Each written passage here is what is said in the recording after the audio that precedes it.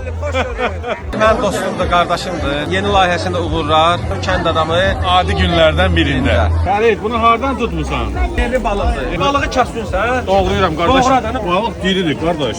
Biləsən mənim özüm şəxsən sizin üçün balıq pişirəcəm. Evet, çox sağ ol.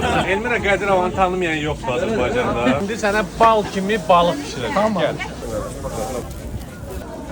Gəlay müştəri. Düş olsun. Nübar Əbil Neftçalada balıq festivalında özünün nübarlı məhsullarından balıq festivalında balığın çox maraqlı adı var. Bankə qəsəbəsinin balıqları burada balıq istehsalı öz ənənələrini qoruyub saxlayır. Olur belə şey.